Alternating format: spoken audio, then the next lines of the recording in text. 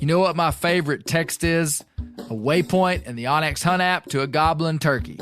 The list on the onX Hunt app features for chasing turkeys is long, but knowing exact public and private boundaries and land ownership details will help you find more places to hunt, whether that's on public or private. I'll be toting the Hunt app through the spring woods in a few states this year, and I recommend you do the same if you want more turkeys on your table. Also, onX has a special offer for you. Use code BEARGREASE to receive 20% off your membership at onxmaps.com/hunt this spring. There's nothing like snook hook sets at dawn or catching a tarpon in the moonlight. Find your next fishing trip made easy on fishingbooker.com and experience the magic of the Sunshine State or any other destination on your fishing bucket list. Book a blue water adventure in search of sailfish or go snapper fishing with the kids. With over 6,000 captains and trips to choose from, planning your next one just got a whole lot easier. Download the Fishing Booker app on the Google Play or App Store, or visit them online at fishingbooker.com to book your trip today. Maui Nui is on a mission to help balance axis deer populations for the good of our environment, communities, and food systems on the island of Maui. They've shared over 126,000 pounds of nutrient-dense protein with the Maui community. Secure your spot now. Become a snack subscriber and join in helping to build more resilient food and ecosystems on Maui. Visit MauiNuiVenison.com. That's MAUINUI venison.com and use promo code BEAR for 20% off your first order.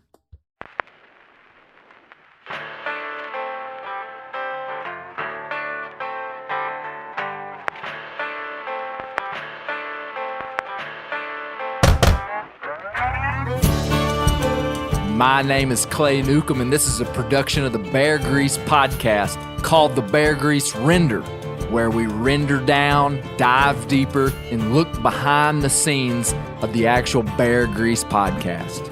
Presented by FHF Gear, American-made, purpose-built hunting and fishing gear that's designed to be as rugged as the places we explore. Welcome to the Bear Grease Render podcast. My, oh my, do we have an incredible show for you today. So we're sitting around a nice white oak wood campfire in the mountains of Arkansas, and we've got an eclectic group of guests today. Today's going to be a little bit different. So for those of you who might not be super familiar with what we do, the Bear Grease podcast is what, Justin? I don't know how you want me to describe that. The Bear Grease podcast is a documentary-style podcast. Yep. We have multiple guests, very polished and produced, that tells a story about a specific topic, a person, whatever we're talking about. The Bear Grease Render is this. What is this, Justin? This is a discussion about the Polished podcast. Right, and it's a random group of people. Mm-hmm. But today, it's not so random. So typically on the render, we would discuss the previous week's podcast. And we're not going to do that today, though. We're going to do something a little bit different because we've had some pretty wild stuff happen. And I've got a pretty wild group of men here that I will introduce from left to right. To my left is Justin Michau. Justin, welcome, brother. Thank you, buddy. Tell everybody what you do. I am a photographer and videographer. Who do you work for? You. That's right. Different brands. Lacrosse. Can you tell us some of the brands you work for? Meat Eater, First Light, Lacrosse, Danner, Vortex. So you're a professional videographer, professional photographer. You live in the great state of New York? Yes, Western New York. You told me that your kids, the first day of school the other day, had to tell about themselves. Yeah. What would you say about yourself if you were in the second grade and your teacher said, okay, write 5 things about yourself that make you special? What would you say? Do I have to name 5? Well, just 2. I like biscuits and gravy. Because you're originally from South Carolina. Well, you knew that would come up. Mm-hmm. Yep. You're a deer hunter. I'm a deer hunter. Love coffee. Love what I do for a job. Doesn't feel like work. Love my wife. Today is my anniversary. Oh, wow. Yeah. How many years? 22. Congratulations, man. Yes, sir. Yeah. That's big. That is big. Commitment's good. She makes it real easy. Good. Well, to Justin's left is a man who needs no introduction on the Bear Grease podcast. I just let James know yesterday, Dad, that he is a member of the Bear Grease Hall of Fame. You didn't even tell him. I didn't. So, James Lawrence, an original inductee in the Bear Grease Hall of Fame. OG. How you doing, James? Doing good. Well, we're proud to be inducted. Yeah. When I told him, I said, I explained to him what the Bear Grease Hall of Fame was, and I said, James, here are the people that are in it. James Lawrence, Daniel Boone. And he got a chuckle when Daniel Boone was the second one. But it's quite serious. Very serious. And then, the other guy, it's Warner Glenn, Roy Clark in Tennessee. What you've just heard is a white oak acorn falling about 30 feet out of a big tree hitting a tin roof, if you heard that thud. James Lawrence, Daniel Boone, Warner Glenn, probably 87 now, cowboy in Arizona. Roy Clark, plot man extraordinaire in East Tennessee. Frederick Gerstocker, who was a hunter in early Arkansas history. And then George McJunkin, who was the former slave that found the Folsom archaeological site.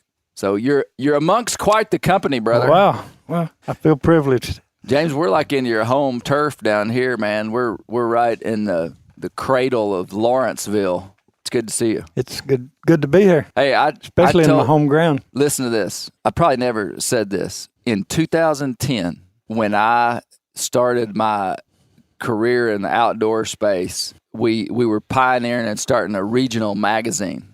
And do you know who was in the very first issue of that magazine? James Lawrence. Really? I went to James because he had a story of the biggest buck you ever killed when you were how old? 12. Yeah. So you've been hunting for how many years now? Well, I'm 74. Yeah, 62 years. So I'd hunted 3 or 4 years before I killed that one. So yeah, been hunting since probably 9. And so, to this day, the biggest buck you ever killed was when you were 12, and it was a real unique story, and you'd found the shed horns of this deer back during the time when there weren't a lot of deer. You'd found 3 years of shed horns that killed this deer. It scored about 160. It was just an incredible story. So I went to James and wrote an article about him, and there's a picture of me and James in that magazine holding those shed horns and that buck. Well, when I went to work for Meat Eater, and they said, Clay, you got to start a podcast. You know who the first person I went to was? Dad's pointing at James Lawrence. I went to James's house and I said, I'm going to do a podcast on the Shedhorn buck of 1962. So thanks, James. Thank you. He pretty much owes his career to you. Yeah, I know it. Yeah. I do. Man, hey, for real. What I've made, what I love about what I do is finding people that didn't get the attention of the Outdoor Channel, and when I learned of James's story and got to know him, I was like, this is cool stuff. And nobody knows this story. Nobody. And there's people like that all around. I forgot one guy that's in the Hall of Fame, Ora Lee Province. I was telling James about Ora Lee. They live in different parts of the state, so James never knew Ora Lee. But like Ora Province, nobody would have ever known that story. But so James Lawrence is here.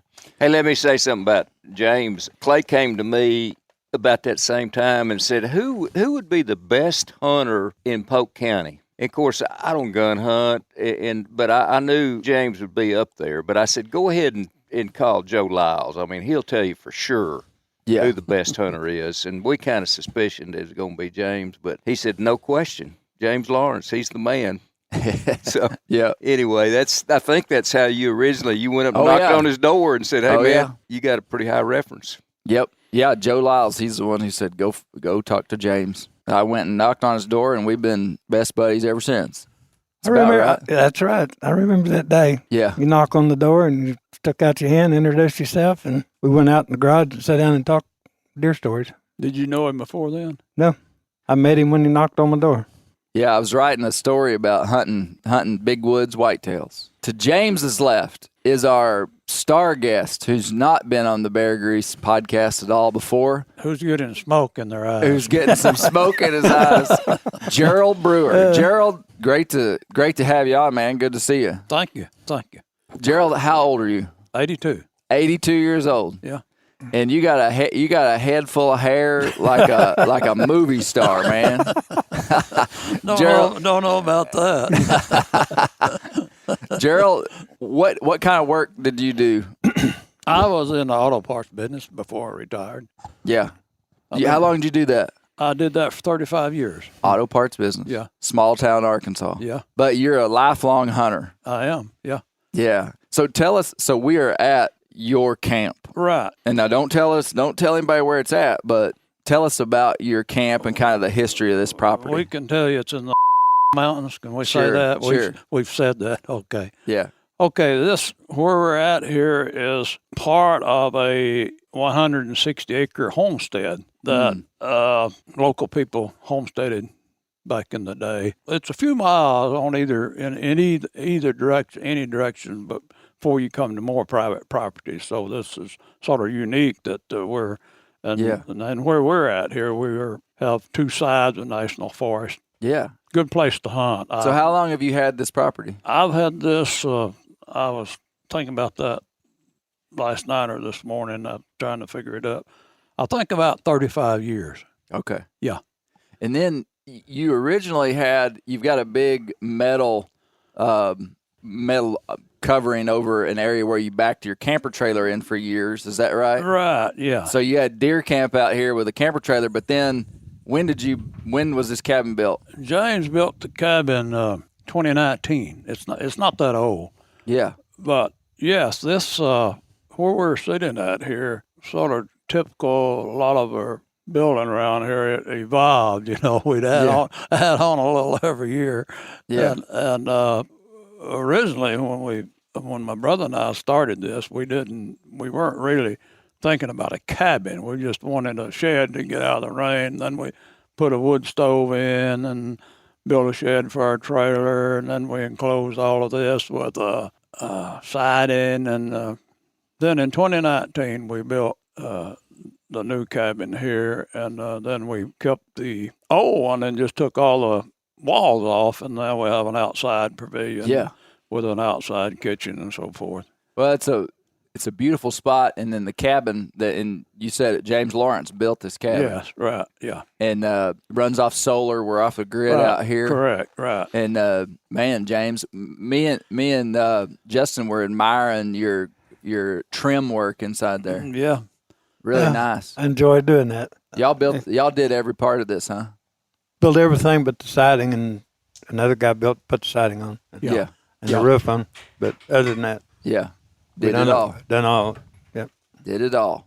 Real proud of it. Yeah. So we've had our bear camp out here the last several years. 3 or 4 years, or maybe this is the fourth year. Yeah. Probably so. Right, yeah. So we'll come back to Gerald, but to Gerald's left, Gary Newcomb, the believer himself. Yeah, got my believer hat Hey, on. do y'all see his hat? Yeah, I like that. Do y'all know what that means? No. Okay, I don't. It's got a Black Panther on it. Mm-hmm. So one of the first Bear Grease podcasts, I was interviewing Dad about mountain lions because he'd seen a mountain lion in Arkansas, and I asked him, or he said something about Black Panthers, and anyway, long story short, he believes in Black Panthers. Gerald, do you have any mountain lion stories? I saw one on the mountain here behind us back, I can't remember how many years it is, probably about 10 years ago. I was turkey hunting right on top of the mountain. And when I first saw it, I thought it was a deer. But then when it started jumping from one rock to another, well, then I knew it was a cat. But what was ironic about all that, just within days, there was an article in the local paper that I'm thinking if I recall, it was some biologist that sent in that if anyone saw any mountain lions, any cougars, they had a phone number or whatever to please call that number. Do you call them? Don't recall. I don't recall if I did or not. I may have, but I really thought that was a little bit. So you thought maybe they had seen some or knew about some? Yeah. Now, would you fall into the category of someone that believed that there were mountain lions here before you saw one? Like when you saw it, Did it confirm what you already knew, or did it surprise you? It sort of surprised me, but not a great lot, because I won't be surprised to see any type of animal out in the wild. I mean, it might surprise me initially. But I guess what I'm getting at is, like, growing up in these mountains, did people believe there were mountain lions out here? Well, when we talk about mountain lion, we're talking about what we also call a cougar. A cougar. I don't think they believe that, but now we had panthers, the smaller black cats. Okay. Yeah. Really? Yeah. Hey, here's my man. I've been looking for this guy. You found him Right here, now, brother. He paid now you for tell that me, tell me about that, because that's what Dad's hat is all about. Now, why do you? Where have you heard that? Tell me the origin of that. James gave a thumbs up too, so he's on board with The that. black cats, the panthers. Well, where I lived then was down in Montgomery County, still in the Ouachita Mountains. But in the late summertime, maybe around August, whatever, when it would be dry, well, for some reason the cats would come down, or I said the cats, maybe it was just one, and start there screaming, and it would spook the horses and things like that, you know. But it would really spook the Now, you never seen one though. I never have seen one myself, but now people, other people saw them. And, You knew people that had seen yeah, them. and I believed them. Yeah, Yeah, absolutely, man. yeah. James, what do you think about? Well, number one, have you ever seen a mountain lion, like a tan? Have you really? Yeah. Tell me about that. Can I start back with the Panthers first? Okay. I live with my grandparents, and we'd go to town once a week, Saturday, which is a paved road now, but it was just a dirt road you get over the mountain toward Old Dallas. And on that mountain, at different times, we've seen them cross the road. Sometimes there's one, and a lot of times there's two. And they were black, beautiful animals, but it just give you chill bumps to see one. And always down to see them cross the road, head-ups, where they're going off the mountain or coming up the mountain several times. I was... Hey, man. I'm looking, hey, these are the best sources. These are the best sources I've heard. I mean, No, we're going to have to get these guys some believers hats. yeah. We might need to get them to church, get them to repent of their sins. These boys could be stretching the truth. Well, I'm the only survivor. My grandmother and my granddad, but I won't say regular basis, but it pretty frequent. So, And it's on Saturday, because we always went to town on Saturday, parked at the same spot, they grocery shopped, we'd come back home on a gravel road over the mountain that's paved now. Yeah. And we'd see them on top crossing the road several times. You would see regular mountain lions too. Tan ones would cross. No, all black. No, I was grown before I've seen the cougar. Really? They always just call these panthers. Yeah. Pretty animals. If you look at it that way, it kind of give you chill bumps when you see them. I've seen them cross the roads, the cougars. Mm-hmm. I was hunting on down the road in Montgomery County, me and my son, and during the rut, doe come by, buck come by. I shot the buck, and then another buck come by. So my boy was further down the mountain, so I got him and brought him back up. And then I was going to go move my Bronco around where the access would be easier to get it off. I get back up there, and he said, "You missed something." "What do you mean?" He said, "Go down there and look at your deer." That panther had come up the holler, and he said it was just all but crawling, sneaking up on that deer. And it it done major damage to the deer trying to drag it back down the holler. Huh. If anything, we'd had a camera or phones in, but that's been 20 years ago, 30 years ago. Yeah. But I've seen them.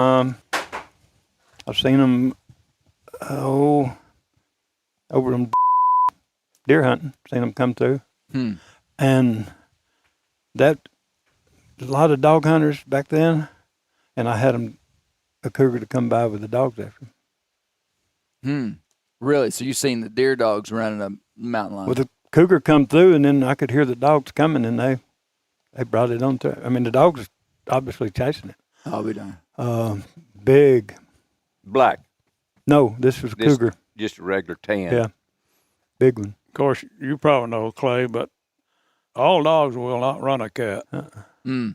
Just, I mean, like deer dogs, you might, out of 4 or 5, you might have one that would run a cat, but the rest, some of them will follow. Follow the lead dog, but they don't pursue it very fast. Yeah. Did you grow up hunting deer with dogs, Gerald? Yes, that was the only way we knew.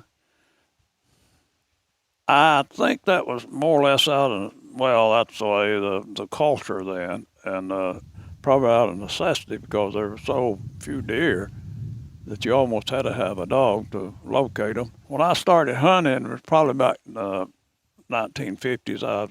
We had 2 deer seasons then. The first one was the second week in November. Started on a Monday, went through a Saturday. You did not hunt on Sunday. Because it was illegal or because your family wouldn't let you? Well, no, it was illegal. There was not just no Sunday hunting. No season. See, it goes Monday through Saturday. James, did you ever hunt on Sunday when you weren't supposed to? Don't tell it, James. Who's thinking? That's a loaded question. He said that this did not have to be truthful. Gerald asked me beforehand if... No, I never hunted on Sunday. Well, I have, and Oh, Gerald has. well, yeah, Wild man. but yeah. But anyway, the back to the hunting with dogs, and that was just the culture, you know. Right. We didn't know any other way to hunt. But I guess I saw my first turkeys in somewhere in the early 1970s. Yeah. And I had no idea, and it was raining. We were driving around during deer season, deer hunting. And I didn't really know what they were. And I saw them, they just standing there, you know, in the rain. But anyway, I started turkey hunting, and I started seeing deer. I thought, you know, a person could deer hunt this way. You don't need dogs, you know. Oh, okay. You know. Just sitting around out in the I woods. was sitting there turkey hunting, and I started seeing deer. So anyway, my brother and I hunted together then, and we had started hunting. Our dogs was getting old, and we decided we're going to not have dogs anymore. A lot of work, a lot of trouble. Yeah. If you never own hunting dogs, yeah, it's a. But anyway, so after we didn't have dogs any longer, we started hunting over in this area here because this homestead here I'm talking about, part of it had been abandoned then. There were still some old fields, and, you know, deer were hanging out in there. And so we would just camp up on top of the mountain, or we had another place up here to pull out. We'd camp in our trailer, you know, and we'd come down and hunt in this area. Just here. hunt off the ground, hunting terrain features and stuff. Yeah. And that was just new, huh? That was right. It's new because we'd been hunting with dogs all the time. We didn't know, and of course that was a little bit before any type of climbing stands or anything. But on top of the mountain here, there were remains of some old wood platforms. They were probably James's that people had built when he hunted on Sunday. Yeah, he never did say if he did. when he Black Panther hunted on Sunday. But anyway, that's when I started just stand hunting or still hunting for deer. Was when I started turkey hunting, and we never looked back. Never looked back, and so what we started doing. After that, my brother and I and those guys that hunted with us, we would build ground blinds in the little saddles and divides in here, you know, out of just whatever's on the ground, you know. And sometimes we'd build a couple seat, you know, and so we'd use those year after year. Yeah.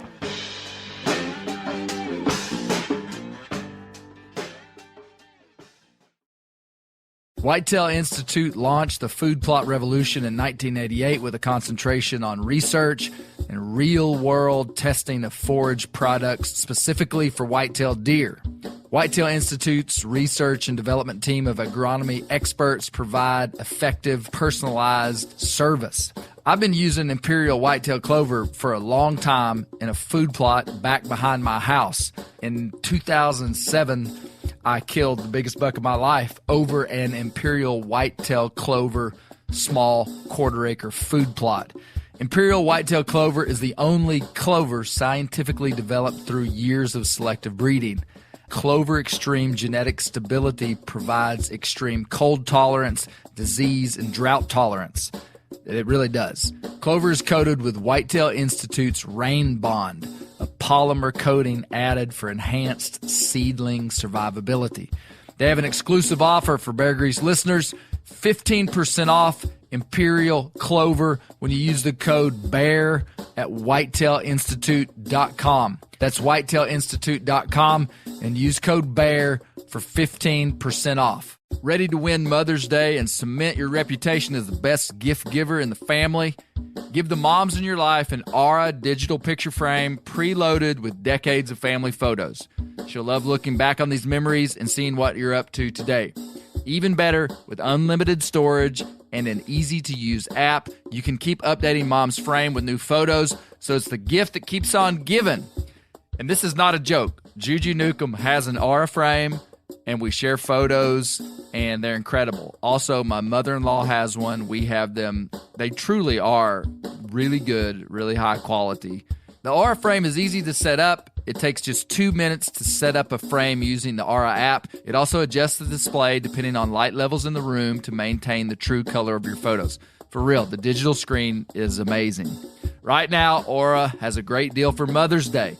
Listeners can save on the perfect gift by visiting auraframes.com to get $30 off plus free shipping on their best-selling frame when you use code BEAR, B-E-A-R, BEAR. That's auraframes.com. Use code BEAR at checkout to save. Terms and conditions apply. Sport Dog is the most recognized brand in the hunting dog training industry.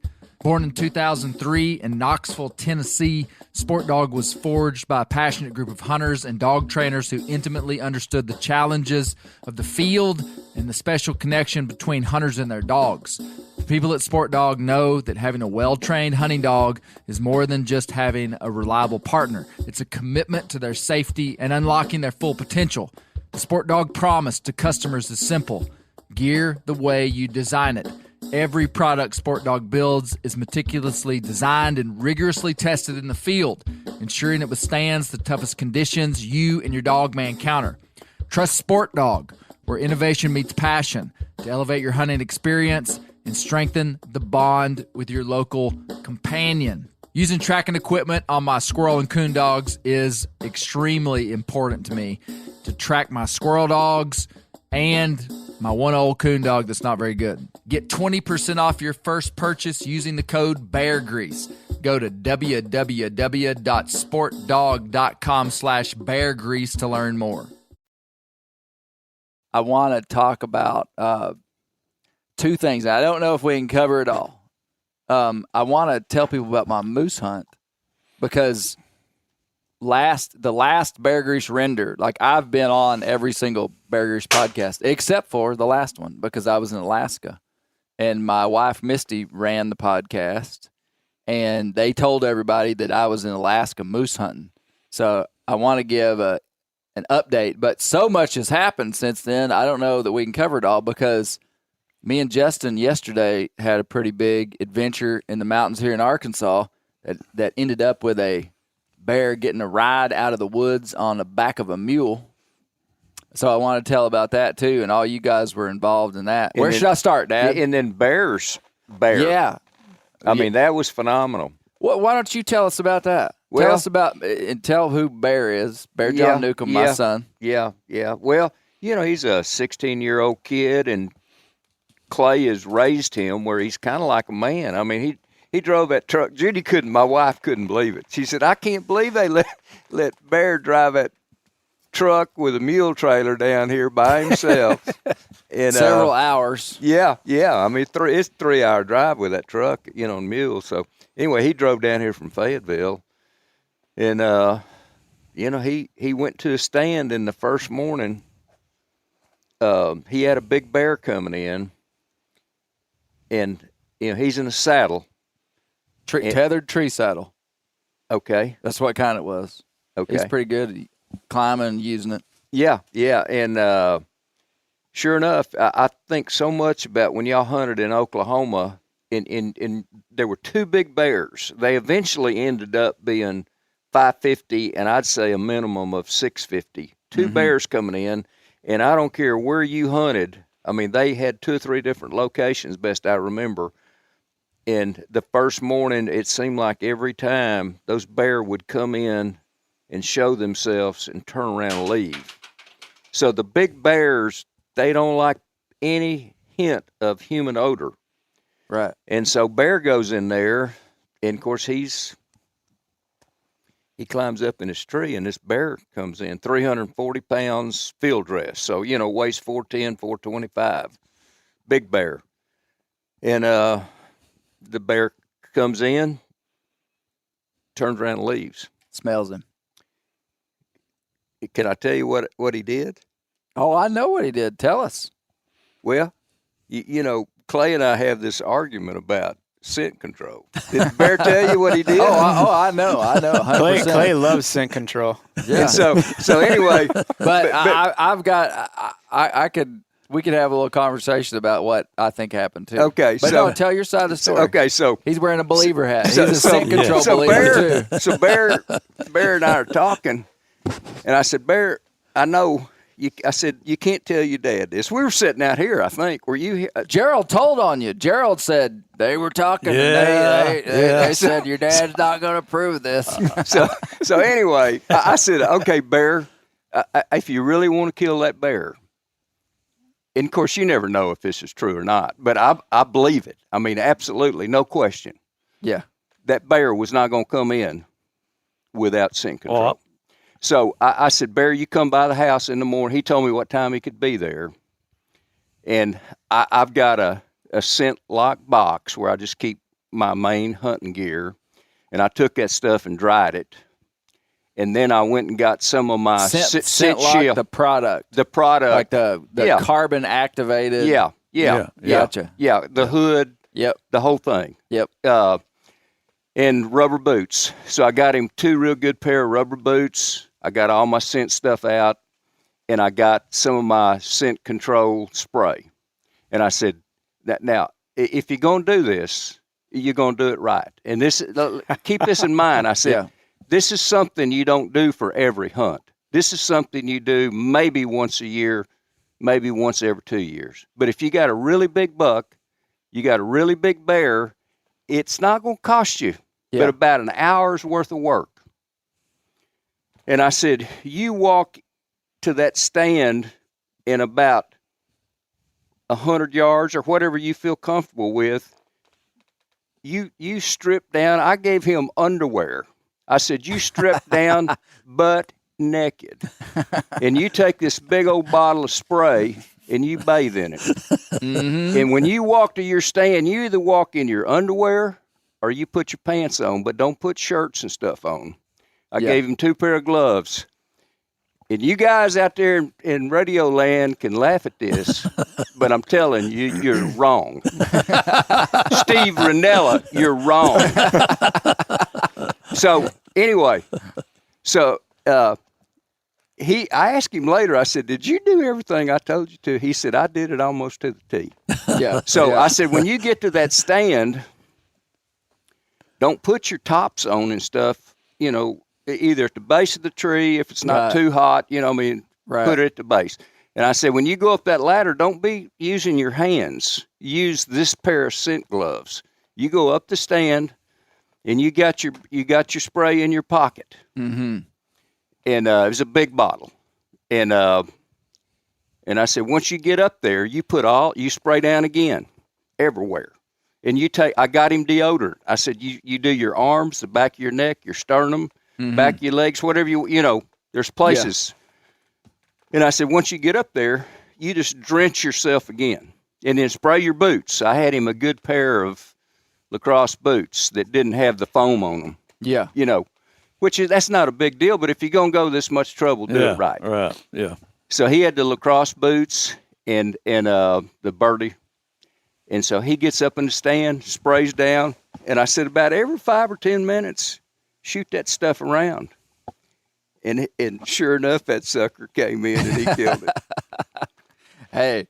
And you know what? Those big bear, I mean, I heard so many stories of y'all having those big bear come in. Yeah. And when did you kill that 550-pound bear? When you got scent free. 100%. But instead of spending $300 on this stuff I just gave him that stuff. I said, hey, man, you kill that bear, you can just keep all that stuff. But And so that bear that you killed, you did not kill it until you were scent free. And how did you get scent free? You spent about $7,000. Not quite that much.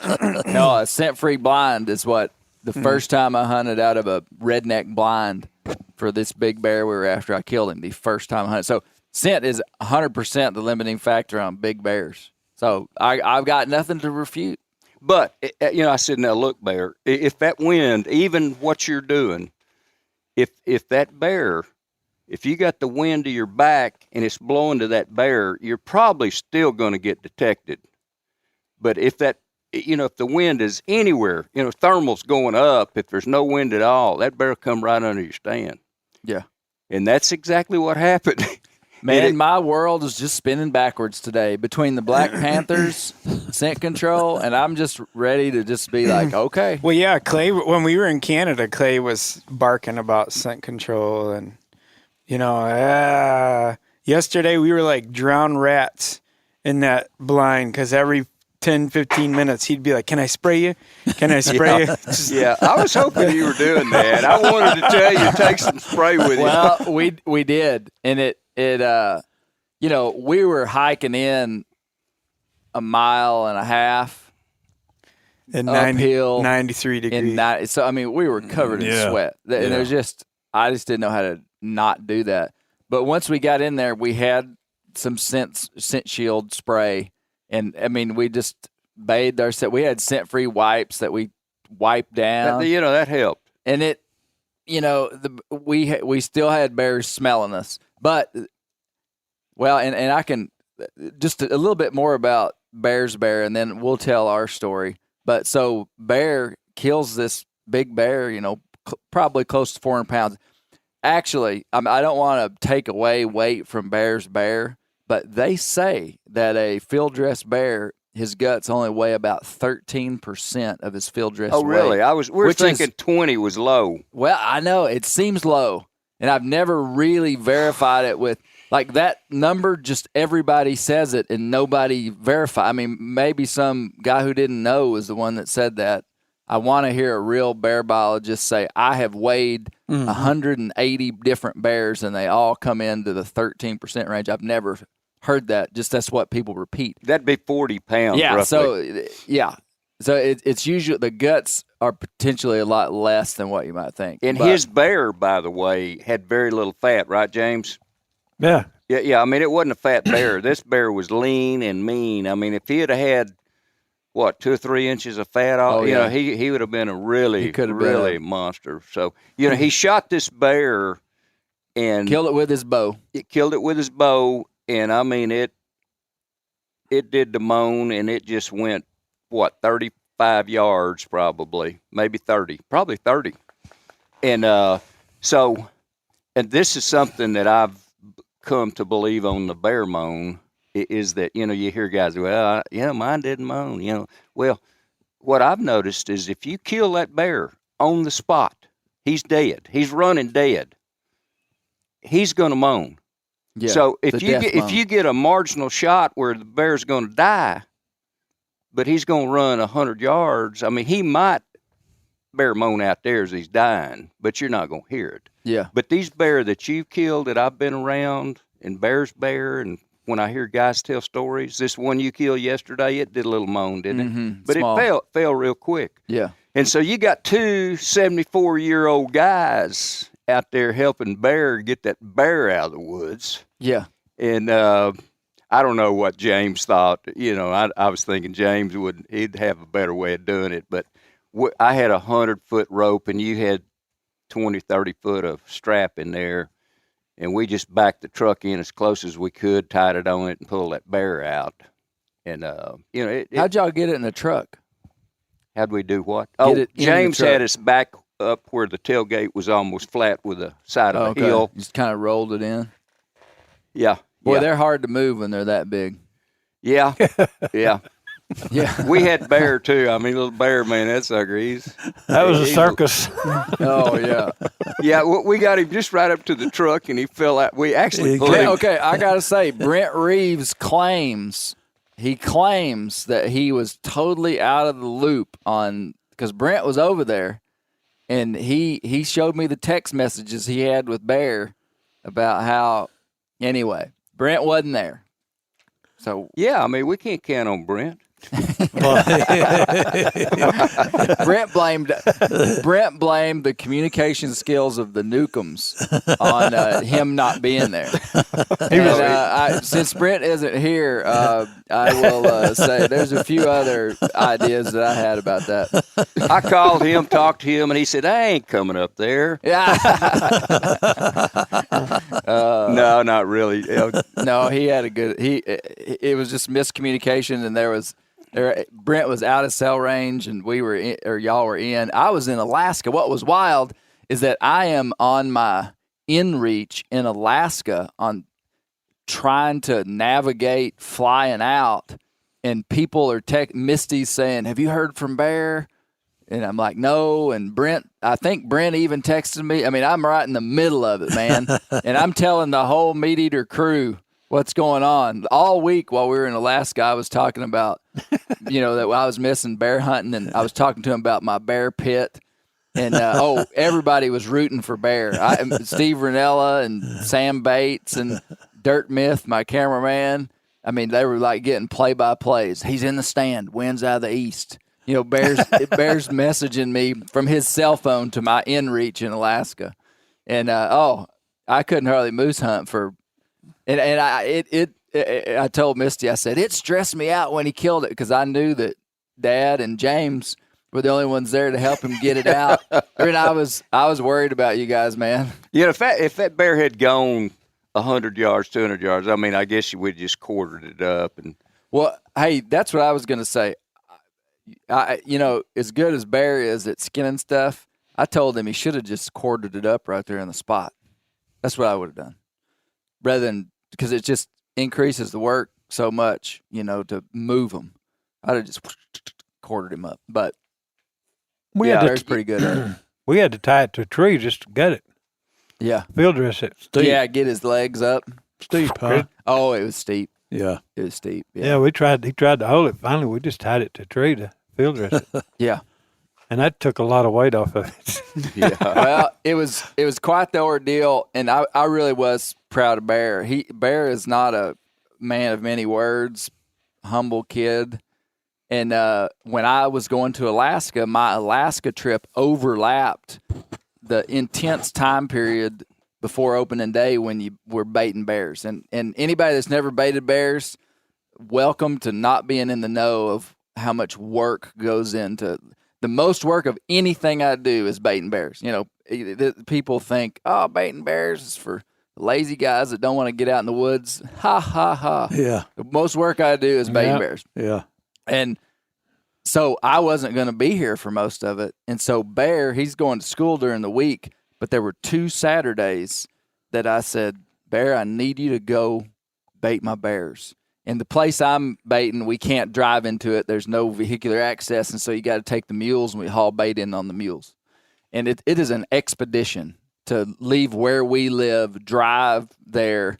I mean, it's an all-day deal. You got to catch mules. You got to pack the right tack. You got to pack the right bear bait. You got to know how to handle those mules and not hurt yourself.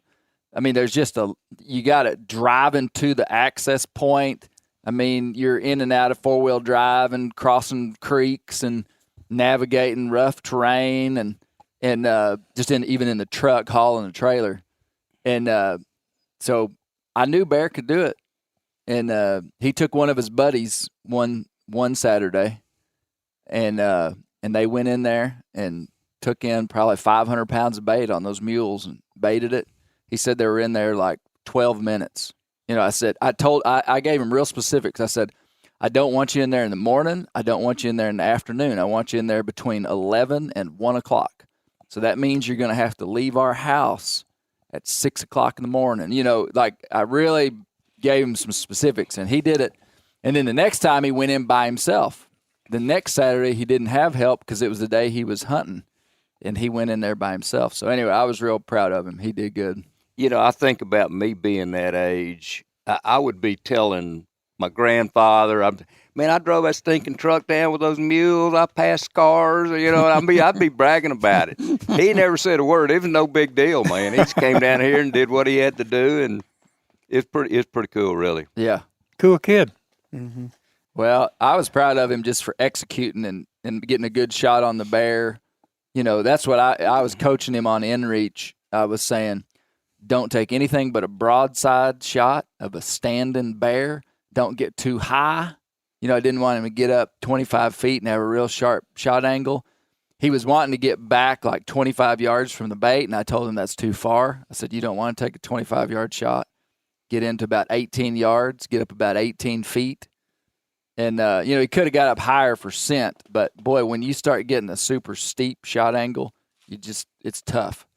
And so he did everything right. The bear bait was where he had some limbs in the way.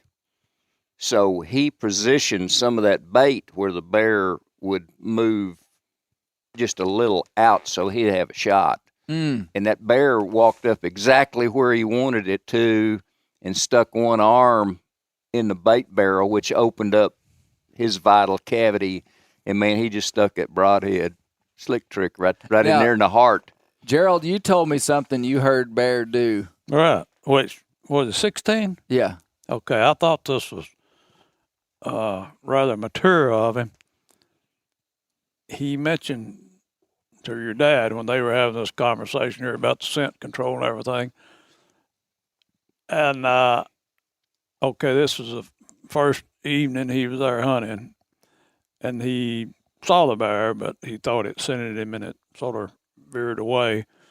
But he left something either in the tree or in his stand, and I assumed it was a piece of clothing. Mm-hmm. Because he said the bear would, on the camera it was showing he was in there, the bear was in there 3 or 4 hours every night. Yeah. So he left that so that the bear would get used to his scent. I'm assuming that. Yeah. I thought that was real smart of him. Yeah, yeah. Well, that's good. Well, you just blew my scent control deal. Forget it, guys.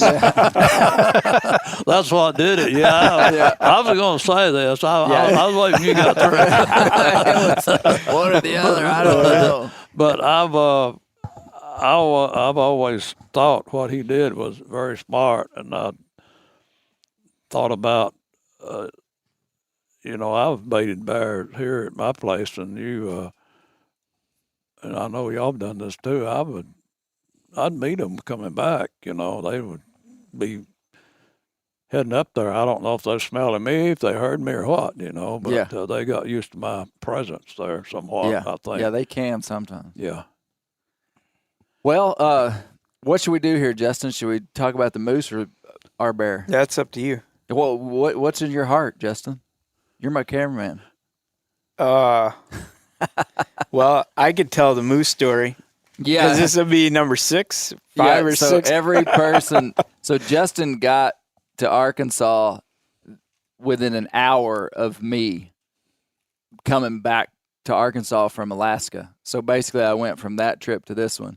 And so Justin's been with me ever since I got home with Alaska, like every minute of every day, basically. And every time I come to somebody new, I got to tell them the Alaska story. So I told Misty and the kids. He heard me tell Dad. You heard me tell James. So anyway, you've heard the story many times. Yeah. It's a good one. I think you should go with that one. Go with Alaska? Yeah. Well, so when we left for Alaska on September the 7th, and I went with Steve Ranella, and we filmed an episode of Meat Eater, so everybody will be able to watch this at some point on Meat Eater Season 11. It's undisclosed where it's going to be. Oh, my goodness. Yeah. It's kind of like the Black Panther. That's right. Yeah. So much mystique around this. So what we did was what they call a ridge hunt, which it's a fly-in camp where and it was a do-it-yourself hunt, So we were with what they call a transporter. So there was no guide, no outfitter, but basically you hire bush planes to take you into a spot. And kind of what you know is that they're taking you into a spot that's going to be decent and have moose. But they don't tell you anything. They legally can't. They just drop you off. And they don't say, hey, you should camp over there and the moose are going to come from here. It's do it yourself. It's called a ridge hunt because it's the area we were in was rolling hills with the highest mountains in the area being about 400 feet or so, and the river bottoms being about 3,000. Now, off in the distance, 60 miles away, you could see white-capped mountains, big Alaskan mountains. But basically, these airplanes can land in certain areas on these ridges. They can't land down in the tundra. And the area consists of big spruce thickets, which would just be big green patches of woods, and then willow thickets, which are going to be smaller trees but thick, super thick, and then there's tundra. So, I mean, that's a general description of the type of terrain. You're either going to have spruce, willow and aspen, or tundra. And the tundra can have blueberries, cranberries, and crowberries in it, a lot of it. You wouldn't believe the amount of blueberries, cranberries that were, everywhere. We all were covered in stains of berries in just random places. Just because, you sit on the ground everywhere you go. So, you just sit on blueberries. Everybody had blueberry stains on their knees. And I had blueberry stains on my backpack where I leaned down on the ground. We ate black blueberries the whole time, but when they drop you in these camps, basically when you're moose hunting, you're limited to how far you can go after a moose based upon how easily you can get it back to your camp, because this thing is going to weigh between 1,000 and 1,500 pounds, and so it's an incredible amount of work to get the meat back to the airstrip, because that's where you got to get it. So basically, it's not like elk hunting. When you elk hunt, you might walk 15 miles and you're looking for one, and an elk is just enough smaller that you might have a big heavy pack out, but you can pretty much get one out, a couple of guys of about anywhere. A moose is just enough bigger than an elk that most moose hunters would say they're not going to shoot a moose much past a mile beyond their camp. So you're out in this huge wilderness, and you can't go to a lot of moose that you can see, because you're the best spot that we had for glassing. So you have your camp tucked away somewhere where it's secluded, and we were kind of out of the wind behind a little bluff. And we would walk out every day from our camp and go to one of two glassing spots. One of the glassing spots was about a mile from our camp, but you could see it from our camp. It was a big gravelly knob about a mile away through open tundra. It looked like you could just walk over there in 10 minutes, but it took forever to get there. The other one was just over the ridge, and from these glassing spots, you could see for miles. And I mean that.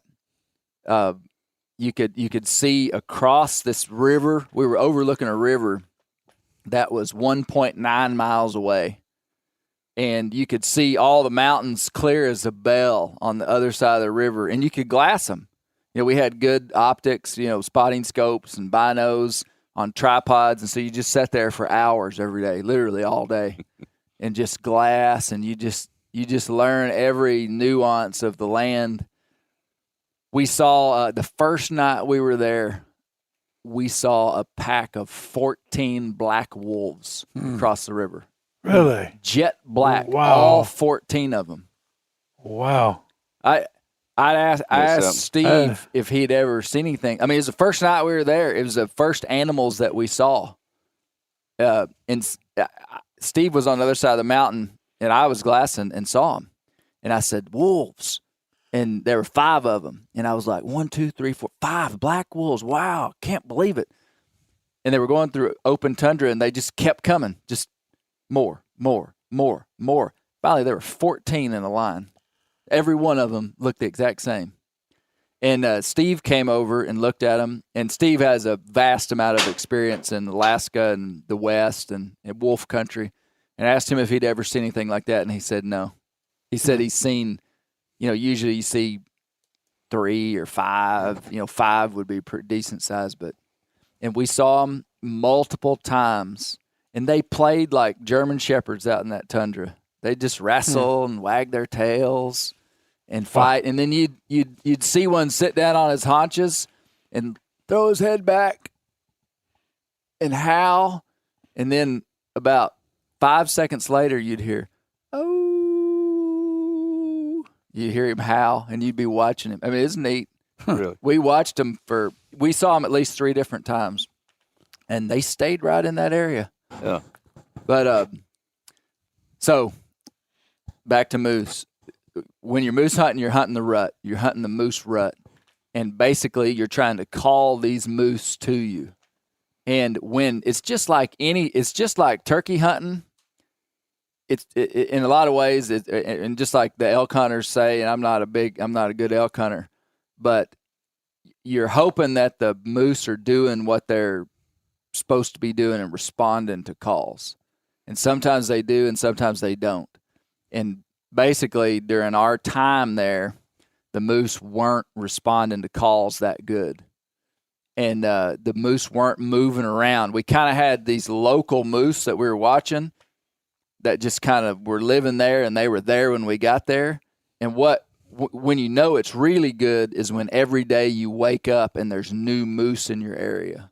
Or you see a moose 2 miles away that's moving, and they're just on the prowl. And we did not see that until the last day. Basically, we messed around with these local moose that didn't want to come to our calls for 8 days. And it was so cool because you'd be looking at a moose like 1.2 miles away. One of our best spots where we watched what I believed was a 60-inch moose. Watched him for 5 days, but didn't want to move in on him because we thought we could call him to us. You'd be looking at him and you would moose call just with your mouth, just loud, and he'd be looking a different way. And then a few seconds afterwards, he'd look at you and he'd acknowledge you, and he could hear you from that far, which is pretty wild. But Cool. Finally, on the last day number 9, we woke up and we saw several moose. We tried to work some moose. Nothing happened. And we had to leave the next day. We're getting some more fire here. More wood on the fire. The airplanes were coming at 7:30 the next day. This is day number 9. We are at noon on day number 9. We were basically done. We had to be done. And we basically shot the final scene of the video where Steve and I were frustrated and just kind of like, man, we tried. We had all this. And there were a couple of stalks I almost killed one on day 4. Steve had a couple of close calls, but nothing ever happened. And so we shot the ending scene of the film. And I mean, we're just bummed that we had, and it's a strange feeling. I mean, you guys know it when you invest that much time and energy. I mean, you can't just go to Alaska and be gone 5 days. I mean, this is like a 13-day trip, which is the biggest commitment of my year. And I mean, I didn't really expect to kill a moose. So it's not like I was disappointed in that sense, but the sense of you just worked so hard and you don't really have much to show for it other than just an experience. which is good. I mean, we're all used to that and okay with that, but it's still kind of a bummer. Mm-hmm.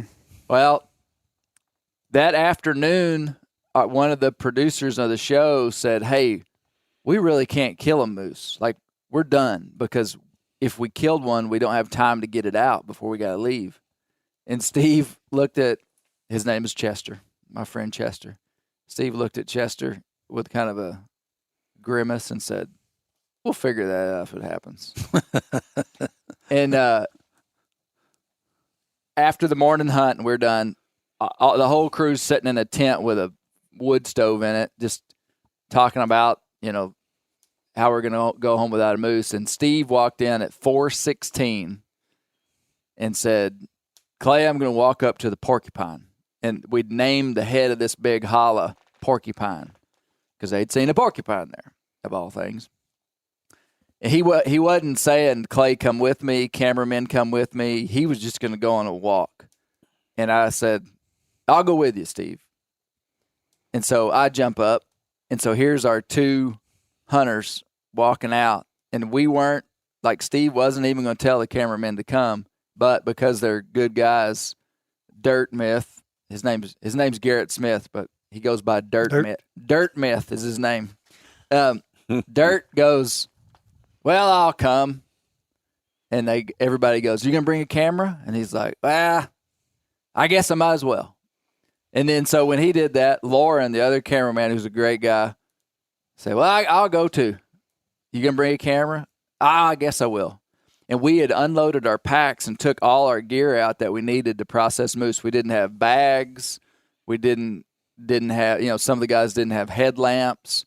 We didn't have, we were just preparing to go. But we took our rifles and cameras and went to the porcupine. How far is that? Probably a half mile from where we were. And we got up and sat on porcupine and glassed and glassed and glassed. And we had not seen a single bull moose and porcupine in 9 days. So why Steve wanted to go there, I don't know. He just, probably because we hadn't been there in a day or two. Well, we're sitting there and Dirt Myth goes, what is that way out there? And we look across the tundra probably 4 miles way out in the river flats, and we see a big black object moving. You could see it. I actually don't know if you could see it with your naked eye, but I put the binos up, and it looked like an Argo. Steve Ranella pulled his binos up and said, that's an Argo. That's not a moose. And then I said, no, I think I see horns on it. And Lauren said, no, that's the cowboy hat of the driver. And when he said it, you looked at it, you're like, it kind of does look like a Argo with a man wearing a cowboy hat in the front. Anyway, Steve pulls out the spotting scope, and sure enough, it's a big bull moose just hooking it across the tundra. And Steve goes, we could call that bull moose in if he was over here close. It was the first time we'd seen a cruising bull. So that was the indicator. Yeah. Like, it was the first time we just saw one just plowing across the tundra looking for a cow. That was fun to see, but way out of play. Just so the might as well have been on a different planet. The rut just started when y'all were fixing to leave. Yeah. Basically. Sounds that way. Not 5 minutes after we saw the Argo bull, one of the cameramen sees a bull directly below us, like within play, like 800-900 yards away. If you're within 800 yards of a moose out there, it's like being within 30 yards of a deer here. 800 yards is like, wow, we're close to that thing. Big country. Well, we see a moose and look at it, and it's a small moose. And a legal moose has to be 50 inches wide or have 4 brow tines. This bull clearly was not legal, but it was cool that we saw a bull. There's a bull. We watched him, and we called to him. Didn't acknowledge us. But the bull just kind of disappears. Well, not 3 minutes later after that, I spotted a single paddle of a bull 1,247 yards away just sticking up out of a spruce thicket. And I said, man, there's a bull right there. We all look at it. Steve goes, man, that's a big one. That's a legal one. We call at it and rake. You take a stick, and Steve had an oil can, like a plastic oil bottle, like from Walmart. Yeah. Cut the butt of it out, stuck a stick into the spout, taped it, and had a little handheld.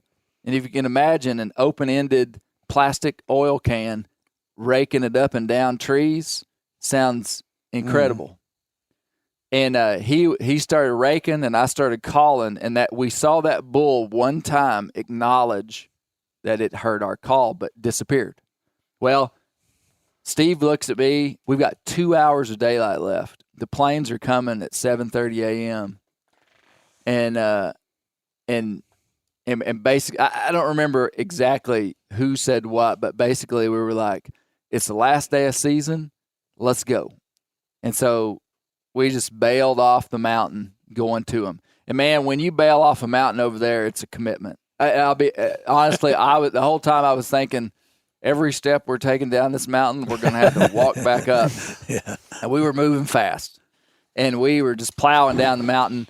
And we gained about 300 yards. And so now we're about 900 yards from where we saw the moose. And Steve climbs up a dead spruce tree about 12, 13 feet and is glassing over the willows trying to see if this bull's coming, and he can't see it. And we sat there for 10, 15 minutes, call, rake, and we think we're going to be able to see this bull if he's coming. We see nothing. And so after 15 minutes, we look at each other just with our hands up and just go, well, I guess he's just like all the other bulls and just isn't going to come. And directly, we heard the brush cracking about 100 yards to our left.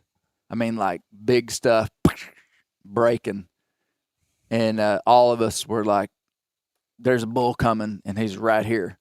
So Steve and I kneel down behind a tree or behind a fallen log, and about the time we get knelt down, we can see the bushes swaying, because these bulls, huge animals, big horns, coming through these willow thickets, thick. I mean, they're just pushing over brush, intentionally making noise.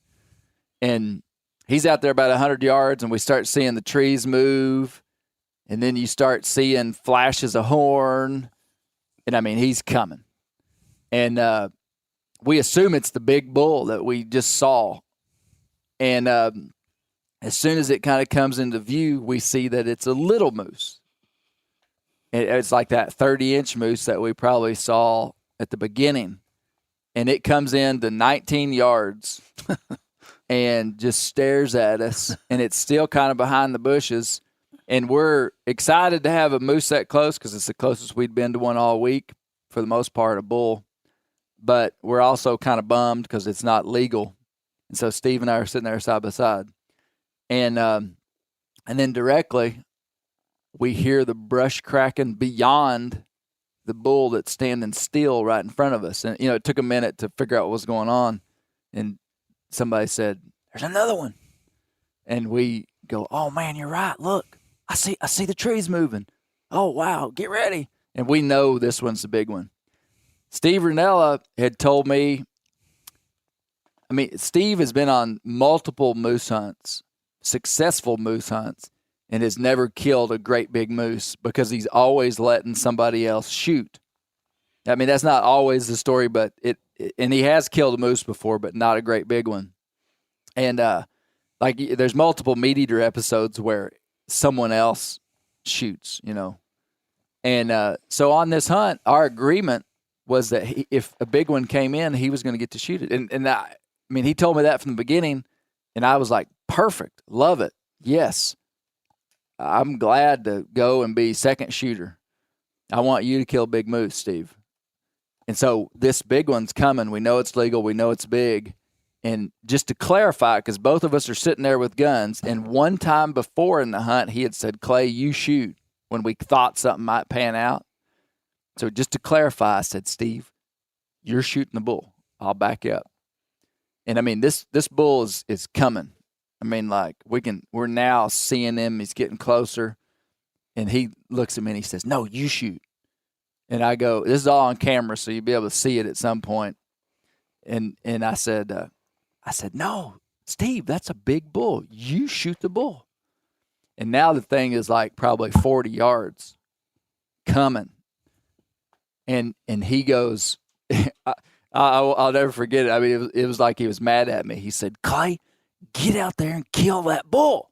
I mean, he stuck his finger up and just, I mean, something had to happen. Somebody had to dictate what was going to happen. And so, I mean, the bull's right there. I wasn't going to argue a second time. And so I said, okay. And there was a dead spruce that had fallen over about 5-6 feet in front of me that had a big fork. The roots made the perfect fork. And so the bull couldn't see me, but I needed to be a little bit more out in the open. So I just snuck out and knelt behind this big root ball and laid my gun right in that fork. It was just perfect. And man, that sucker showed up about the time that I got my gun up. And I can't describe to you what it's like to see an animal that big, that close, pushing over willows, grunting, moving his head side to side. I mean, it was like a dinosaur. It's like a stegosaurus. I mean, the big old tines coming out off the front of his head. And it was thick, though. Even though he was 19 yards, it was super thick. And at first I thought he might come into a little opening, and I let him pass when I could have shot because there were some sticks.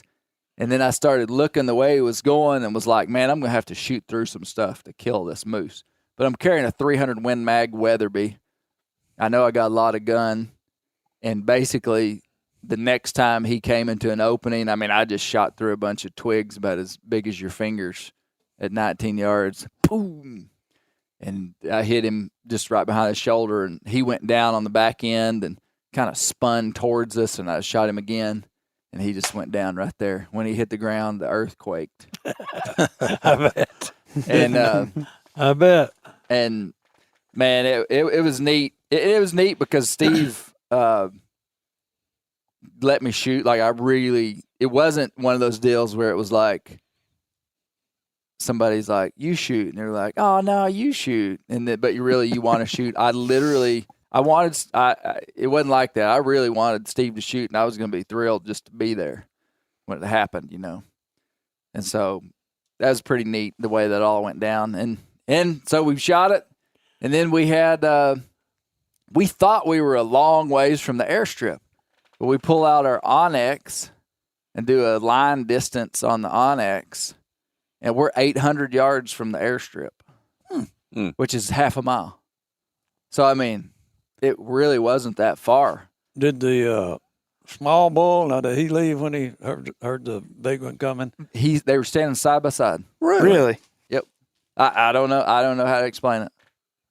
Hey, standing side by side. I would like to say that I've always liked Steve. You can tell he's a quality guy, but that just put the icing on the cake. I mean, he probably got a real kick out of doing that, but I think it just shows what kind of guy you're working for. Yeah. And one other thing that I would like to, people that don't know about moose hunting, I was shocked to hear you say that you just don't go, even you got this mile perimeter, you don't go out in there because once you go out there, they'll never come back in there for 2 or 3 days. Yeah. I mean, you take a position and keep it. Yeah. So when you guys dropped off that mountain, if you'd had another day to go back, they would have vacated that place, wouldn't they? That's the principle. The principle is you try to have as low impact as low impact as possible, and just hunker down. The guys that are real good at that ridge hunting, that have done it year after year after year. Like for instance, we talked to a guy at the airport before we left that had hunted the same ridge for 11 years, and they call their ridge the prison because they don't let you go on walks. There's one place that they call from, and they go nowhere else other than from their camp to the place they call back and forth. Like they're just trying to, you're just trying to be in this tight little world, And yeah, because you go beating around and you blow your moose out. Well, one other thing I thought was interesting, at one point when it looked like there was not going to be any success, you guys took off after a moose and violated that principle. Yeah. But, I mean, there's no set in concrete deals. I mean, I understand that, but. Yeah, a couple of times towards later in the week when they wouldn't respond, because the only way that works is if they're responding to your calls. And basically they say if you stay there for 10 days, eventually they're going to respond. And but about day 5, 6, we were like, man, we got to make something happen, because we were watching bulls out there further that we felt like we could stalk. And every single time you left your camp or your little area, every time you left your little area, you were gravely disappointed at how difficult it is to stalk them, because you're up on a ridge looking down into this stuff, and you think you're going to be able to see these moose, or you feel like it's low bushes and stuff, and you get in there and it's 14-foot willows, and it looked like it was 4-foot willows. I mean, and just over and over we would go, oh, well, that doesn't look too bad, and you'd get down there and it would just be miserable. Alaska's a pretty miserable place. Yeah. One other thing, you're on the ground on foot. One other thing that I found very interesting is when you're a successful hunter, and I feel like you guys will agree with this, it's not your skills quite as much as your ability to just stay with it, just to be out there. And I've noticed stories I hear Clay tell how, I went the extra mile. I did, I just did stuff that just most people wouldn't want to fool with. And sometimes it works, sometimes it doesn't. But Ranella, after 9 days, I mean, you were whipped. Yep. Whipped down to nothing. Yep. And Ranella goes, let's go. Or, I'm going. Yep. I mean, that was pretty impressive. Mm-hmm. Pretty stinking impressive. Yep. So, anyway. Yeah, I told Dad, it wasn't my idea to go up there. I was good with the hunt being over, which, usually I'm not. I mean, I really was whipped down. And so I owe that bull to Steve in more ways than one, just even that we went up there.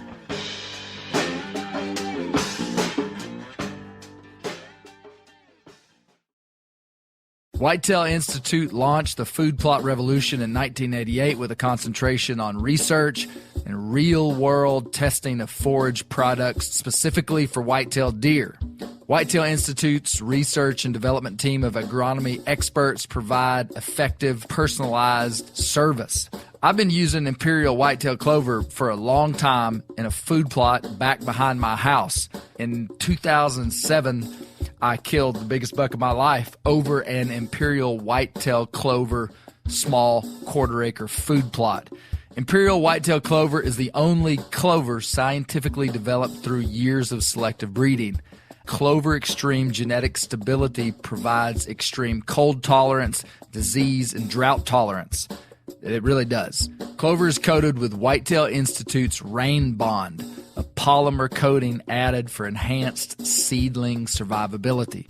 They have an exclusive offer for Bear Grease listeners, 15% off Imperial Clover when you use the code BEAR at whitetailinstitute.com. That's whitetailinstitute.com and use code BEAR for 15% off. Ready to win Mother's Day and cement your reputation as the best gift giver in the family? Give the moms in your life an Aura digital picture frame preloaded with decades of family photos. She'll love looking back on these memories and seeing what you're up to today. Even better, with unlimited storage and an easy-to-use app, you can keep updating mom's frame with new photos, so it's the gift that keeps on giving. And this is not a joke. Juju Newcomb has an Aura frame, and we share photos, and they're incredible. Also, my mother-in-law has one. We have them. They truly are really good, really high quality. The Aura frame is easy to set up. It takes just 2 minutes to set up a frame using the Aura app. It also adjusts the display depending on light levels in the room to maintain the true color of your photos. For real, the digital screen is amazing. Right now, Aura has a great deal for Mother's Day. Listeners can save on the perfect gift by visiting auraframes.com to get $30 off plus free shipping on their best-selling frame when you use code BEAR, B-E-A-R, BEAR. That's auraframes.com. Use code BEAR at checkout to save. Terms and conditions apply. Sport Dog is the most recognized brand in the hunting dog training industry. Born in 2003 in Knoxville, Tennessee, Sport Dog was forged by a passionate group of hunters and dog trainers who intimately understood the challenges of the field and the special connection between hunters and their dogs. The people at Sport Dog know that having a well-trained hunting dog is more than just having a reliable partner. It's a commitment to their safety and unlocking their full potential. The Sport Dog promise to customers is simple: gear the way you design it. Every product Sport Dog builds is meticulously designed and rigorously tested in the field, ensuring it withstands the toughest conditions you and your dog may encounter. Trust Sport Dog, where innovation meets passion, to elevate your hunting experience and strengthen the bond with your local companion. Using tracking equipment on my squirrel and coon dogs is extremely important to me to track my squirrel dogs and my one old coon dog that's not very good. Get 20% off your first purchase using the code BEARGREASE. Go to www.sportdog.com/beargrease to learn more. I know you mentioned it, but I just had never comprehended the idea that if you venture out too far from camp, you just won't get the meat back. Right.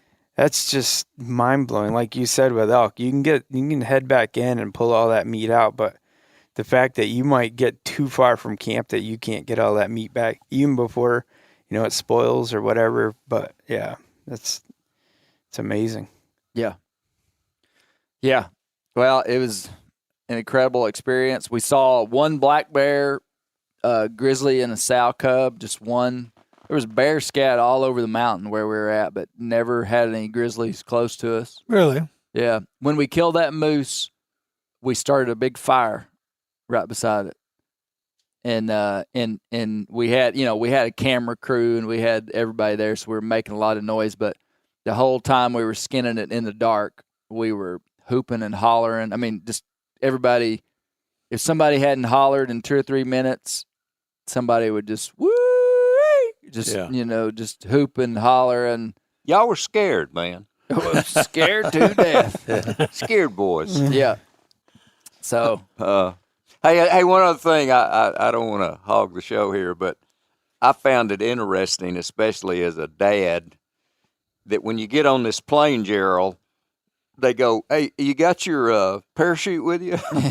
I mean, it's not really a parachute, but they want to make sure you got a sleeping bag, food, a way to make a fire, because the chances of you crashing, I mean, there is a chance that little plane's going to have to land on top of a tree. Every time you get in one of those planes, you have to have with you everything you'd need to survive. And so it was kind of interesting because, like, in our situation, there were food bags that's where all our food was. Well, they flew me in and they said, "Do you have food?" And I was like, "No, it's in the food bag." And they were like, "Well, you need some food because do you have a sleeping bag? Do you have a shelter?" So basically, everywhere you go, there's a chance that you're going to get dropped off and not be picked up. On the way out, I was the last one on the ridge. Just the way it laid out, like they flew out the cameraman, flew out Steve, flew out everybody, and they can only fly people out one by one, even though there were multiple Super Cubs. And when they left me, I was the only one on the airstrip, and I made sure I had a gun, some food, just because they might fly back to town and then a storm roll in for 3 days. Yeah. And cover that mountain, and they can't come get you. Weather's a major deal. I mean, the first day we almost didn't get to even hunt because they couldn't fly us into our ridge because it was covered in fog.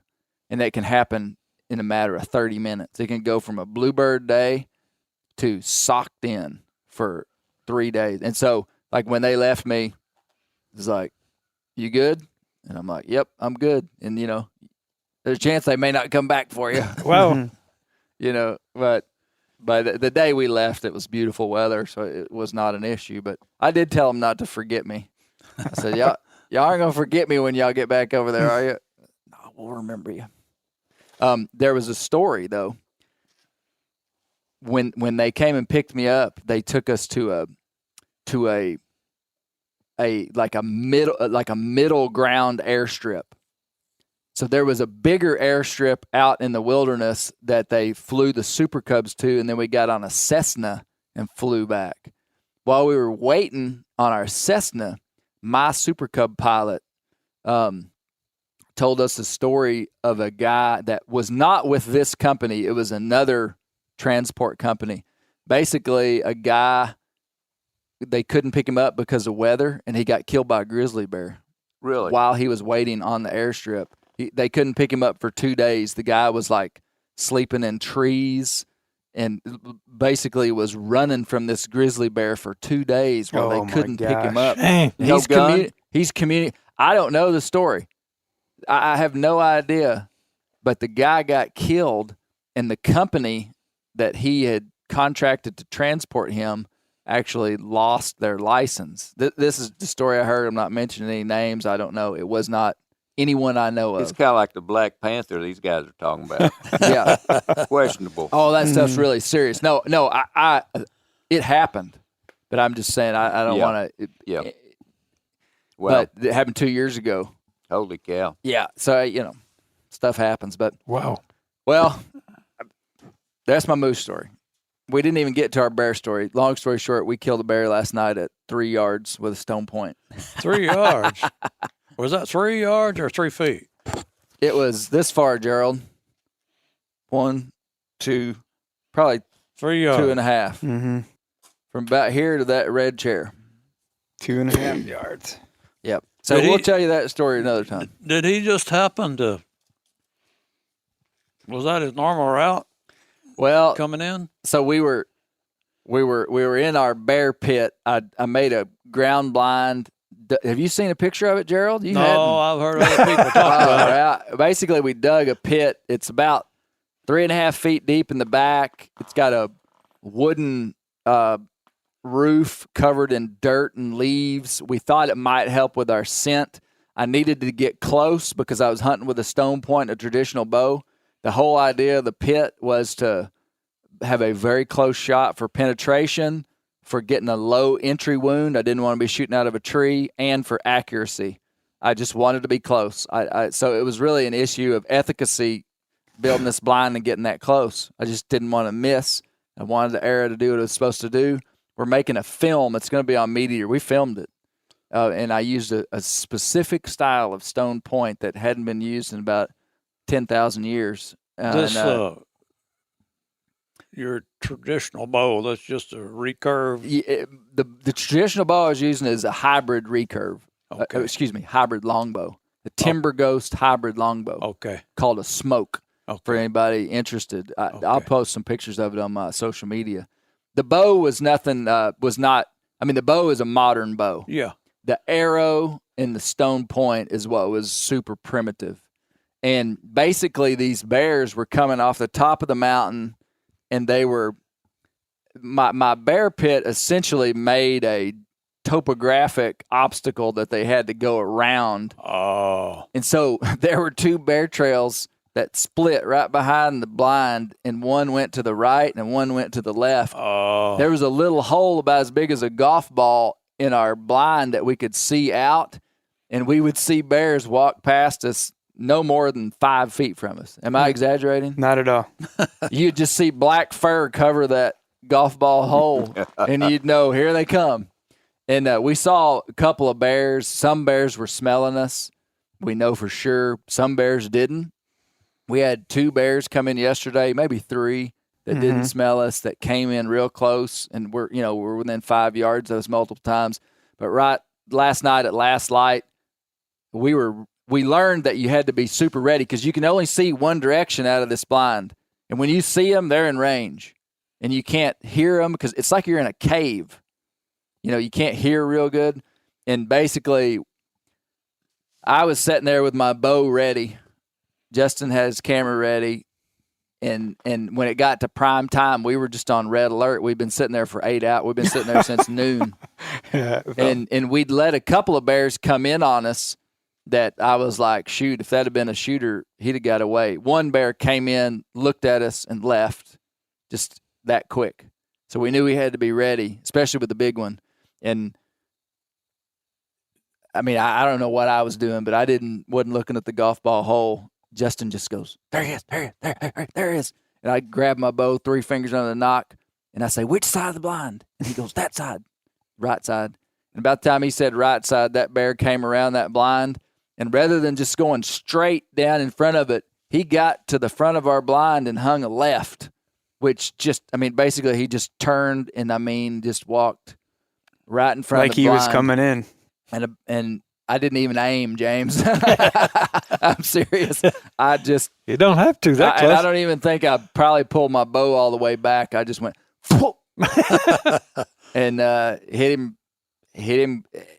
He was quartering to me just a touch, but it hit him right behind the shoulder and hit the top of his heart. Arrow didn't penetrate real deep. A lot of the arrow was sticking out. He spun. The arrow broke off on a tree. He ran out there 45 yards and died. You had probably 10 inches of penetration, though, from where it broke off.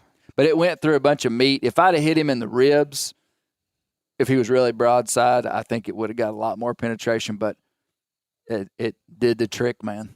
And it ended up being a pretty good bear. He had a wingspan of 6'11", which is it was a boar, a younger boar, but a decent boar, in the 200-pound range probably. So that's that story. I guess I will tell that story. So I guess we do have time. You were basically hunting out of a foxhole with a sod roof on it. That's right. You got That's it. all it was. That's it. That's right. Yeah, you'll be able to see that video later this year. Yeah. It's going to come out. And the video is not about bear hunting. The video about it is about something else. The bear hunt is just a small part of it. Right, Justin? Yep. Well, It'll be a good bear den this winter. yeah. Oh, man. We got there yesterday after leaving our 2 chairs, which one wasn't a chair, it was a crate, but it was what Clay needed. And my chair was thrown out where the bait was. We couldn't, as far as we could see, couldn't find Clay's chair. So he stacked 2 rocks and sat on them. They carried my chair away. You guys are intruders. Yeah. So trust me, they were in there. Yeah, there was bear scat in the blind when we got there. They'll be home for him this winter.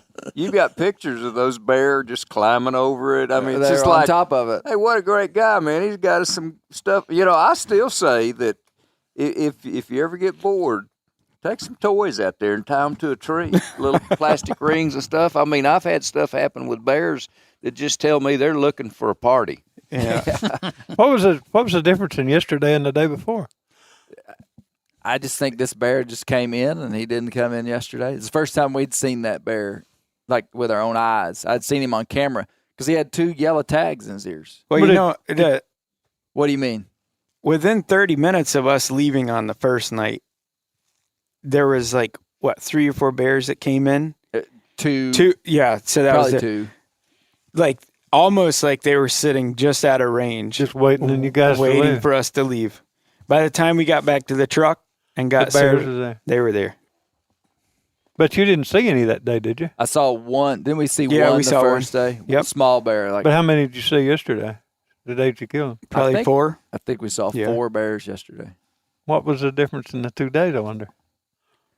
I don't know. I think it might have been the fact that, that first sit, like we said, our wind was iffy.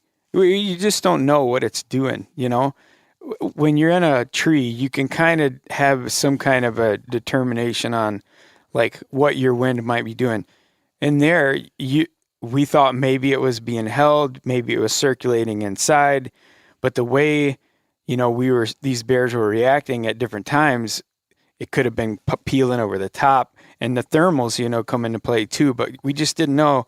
So I think we had that full day of sitting in there the first day, had the young bear come in, but then we had bears come in during the night, and then we had bears there, 3 or 4 bears there yesterday morning around Before we were there. 10:30, 10 Really? o'clock. Before you got there? Before we got there. we were talking to you. Yep. So I think it was probably some them acclimating to our scent, because they wanted to come in there, but like there not being any scent in there on the first day, and us just sitting there wafting, whatever direction that was going. Probably they just weren't interested, but they knew like everything was good for at least that 24-hour period. I think that they got a little bit more accustomed to it. That blind was That's really pretty cool. interesting because I would take my puffer and puff in that blind, and the wind and the puff would just kind of stay in there. Sometimes it would drift a certain direction, but you would step out of the blind and put your head up out of the pit, and the wind would just be whoosh. Really? You go back in and it'd just be quiet. I feel like it really would have helped for scent control if you were trying to get bears within 20 yards of you. Yeah. The problem was, and this is what I didn't know, is that the bear trails, the Came bears too want to close. come from the high. Usually they want to come from high to low. You'll rarely see a bear come to a bear bait from the bottom up. Like they almost always come from up high. Well, the bear bait was below the pit. So the bears were coming from behind the pit, and they were walking within 5 feet of us to get to the bait, and that's where the bears would spook. Mm-hmm. We saw a couple of bears come in that we never saw again. We'd see them pass the golf ball hole, and then poof. And so basically the blind did not conceal our scent when there was a bear within 5 feet of it, but that bear made it to within 5 feet. So if you'd have been in a tree, you'd have killed him way back there. Do you see what I'm saying? Mm-hmm. Like they were coming in to a radius easily of 20, 30 yards with no problem. Do you think that's about Sure. right? Yep. So to some degree, the bear pit did help contain our scent, but not 100%. Yeah. So unique experience, and again, I did it so that I could get close, be on the ground, and be concealed. Movement, it was neat because we were in there moving around and talking, and it just they weren't going to see you. Mm-hmm. But well, guys, hey, thank you, Gerald. It's been great to have you. Thanks for letting us stay at your camp. Any closing thoughts? I'm just glad to be here. Yeah. Appreciate you inviting me in on this. Yes. James, good to see you. Good to have you. Good to be here. Yep. Look forward to it every year. Yep. Justin, you better get home to your wife for your anniversary. Yep. Moral of the story of these two stories: it's good to have a camera guy with you. Those camera guys saw all those moose. That's right. You're right. You saw the bear. I wouldn't have been ready if you hadn't seen that I bear. wouldn't have been ready either. But Yep. we just got lucky. Yep. All right. Thanks for listening, guys. Very good. Oh, Justin, owl hoot. I got to hear your owl hoot. Justin has one of the best owl hoots I've ever heard. Stand up and do it. You got to stand up. Why? Because you can't owl hoot sitting down. Oh. It's good. That's good. That's good. That's a good tone. one. Good tone. That's a good one.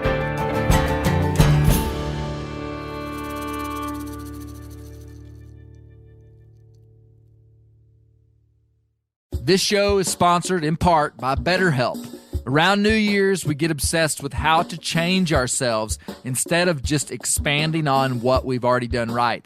Maybe you finally organized one part of your space and you want to tackle another. Or maybe you're taking your supplements every morning and now you actually want to eat breakfast.